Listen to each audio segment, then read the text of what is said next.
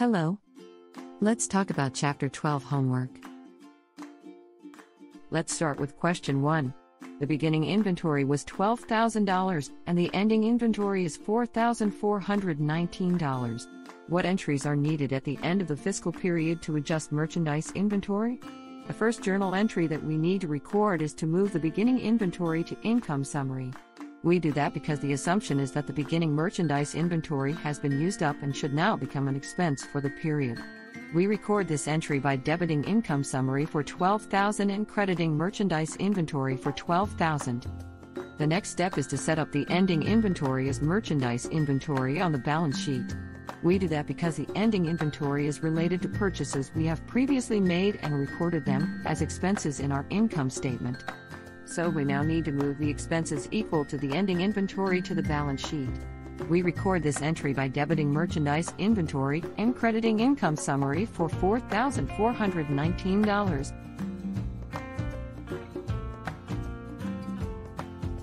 Are you ready for question 2? For question 2, we need record 5 different journal entry adjustments. We'll go through them one at a time. For the first journal entry, we need to record an allowance for doubtful accounts. So let's read the directions together. During the year 2021, Aaron Company had net credit sales of $1,010,000. Past experience shows that 0.5% of the firm's net credit sales result in uncollectible accounts.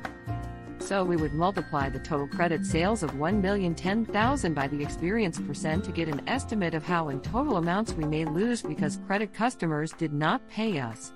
We would record that amount by debiting uncollectible account expense, which is an expense account, and crediting allowance for doubtful accounts, which is a contra asset account.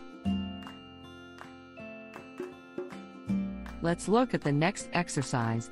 Equipment purchased by Maloney Consultancy for $25,520 on January 2, 2021, has an estimated useful life of 8 years and an estimated salvage value of $1,200. What adjustment for depreciation should be recorded on the firm's worksheet for the year ended December 31, 2021? What do we have to do? Step 1 is to subtract the salvage value from the purchase price. We then divide the Step 1 amount by the useful life and determine whether to book depreciation for an entire year or just a few months. In this case, it is an entire year because the equipment was purchased on January 2, 2021. We are now ready to record the journal entry by debiting depreciation expense and crediting accumulated depreciation. The next journal entry is a wage accrual of $5,100, which means that we need to debit wage expenses and credit wages payable.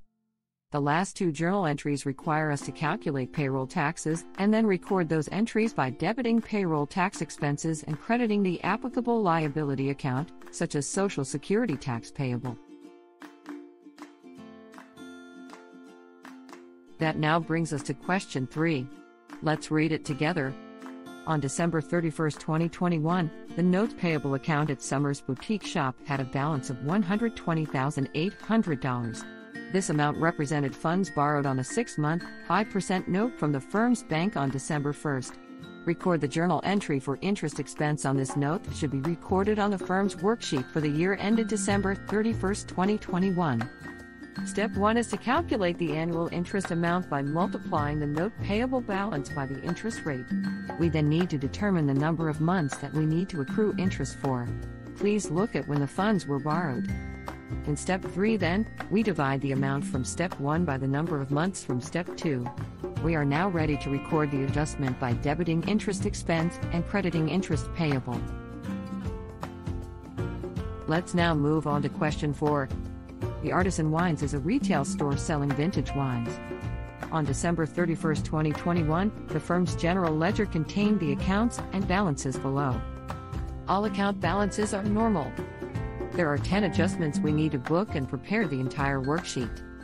We'll start by transferring all general ledger balances to the worksheet as either a debit or a credit. Be sure that your debits and credits balance.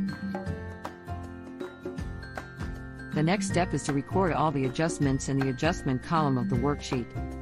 These adjustments are adjustments that we learned about in this chapter, such as the inventory adjustments, unearned income, interest payable, as well as the wage and payroll tax payables, or they are adjustments that we learned about in Chapter 5, such as the prepaid expenses, depreciation, and supplies on hand. Once you have entered all adjustments, ensure that debits match the credits. Now you are ready to move on to the adjusted trial balance and then complete the income statement and balance sheet. I hope this overview of your homework was helpful. If you are struggling with any of the homework exercises, don't hesitate to reach out to me.